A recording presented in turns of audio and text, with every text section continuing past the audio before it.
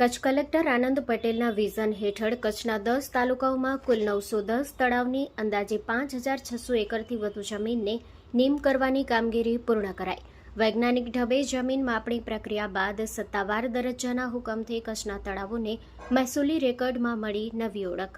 કચ્છ જિલ્લો ભૌગોલિક રીતે અર્ધશુષ્ક વિસ્તારમાં આવતો હોવાથી અહીં પાણીની કિંમત સોના સમાન છે.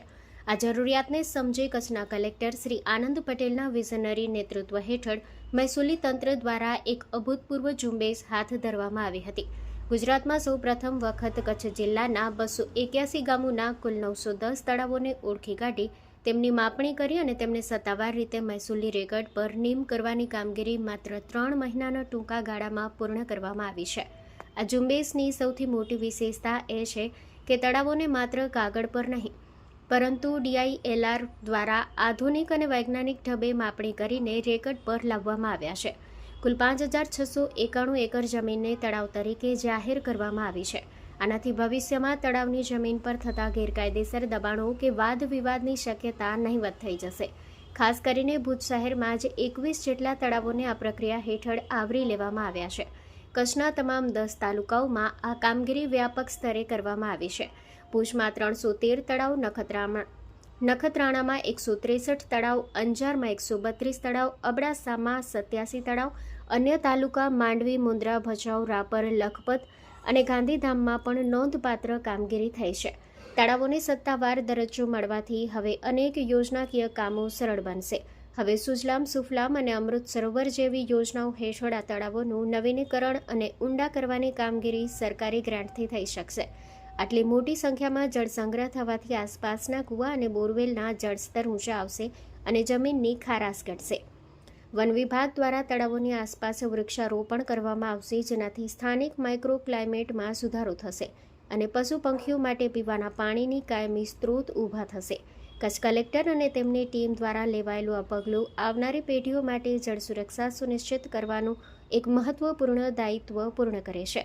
મહેસૂલી તંત્રની આ સક્રિયતાને અન્ય જિલ્લાઓ માટે પણ એક આદર્શ ઉદાહરણ પૂરું પાડ્યું છે. જનમિત્ર ન્યૂઝ ભુજ સતત આપની સાથે.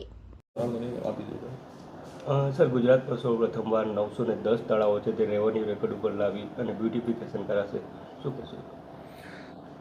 કચ્છ જિલ્લામાં આપણે જાણીએ છીએ છેલ્લા કેટલાક વર્ષોથી ખૂબ સારો વરસાદ વરસી રહ્યો છે અને સરકારશ્રીની સુજલામ સુફલામ યોજના હોય, અલગ અલગ સિંચાઈ વિભાગની યોજનાઓ હોય અને સાથે સાથે ખૂબ મોટા પ્રમાણમાં સામાજિક અને સ્વૈચ્છિક સંસ્થાઓ દ્વારા જળ સંચયના ખૂબ સુંદર કામો થઈ રહ્યા છે.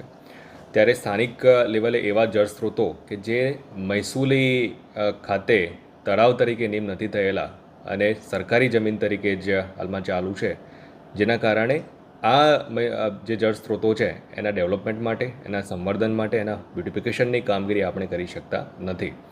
તો આવા લગભગ 910 જેટલા જે જળ સ્ત્રોતો છે એમને આઈડેન્ટિફાઈ કરવામાં આવેલા છે. એમની માપણી સહિતની તમામ કામગીરી પૂર્ણ કરી અને એમને તળાવ તરીકે નીમ કરવાના હુકમો કરવામાં આવેલા છે, જેથી કરીને કાયદેસર રીતે હવે એ તળાવ તરીકે એનું 7/12 એનું પાનું મહેસૂલી રાહે અલગથી થતાં સરકારશ્રીની જેટલી પણ આપણી યોજનાઓ છે અને એ ઉપરાંત સ્થાનિક લેવલે પણ જે સ્થાનિક સ્વરાજની સંસ્થાઓ છે અને સ્વૈચ્છિક સંસ્થાઓ પણ એનું ડેવલપમેન્ટ કરવા માગતા હોય, એના જળ સંચય અંગેના કામો કરવા માગતા હોય, સાથે સાથે ફોરેસ્ટ ડિપાર્ટમેન્ટ વગેરે તરફથી વનીકરણ વગેરેની પણ જે કામગીરી કરવાની થતી હોય તો એ કામગીરી હવે શક્ય એમાં બનશે. આ લગભગ 281 જેટલા ગામોમાં 910 જેટલા તળાવો આઈડેન્ટિફાઈ કરી અને નીમ કરવાની કામગીરી કરવામાં આવેલી છે અને એ હેઠળ લગભગ 5,600 એકરથી વધારે જમીન માત્ર ને માત્ર તળાવના હેતુ માટે, જળસંચયના હેતુ માટે નીમ કરવામાં આવેલી છે.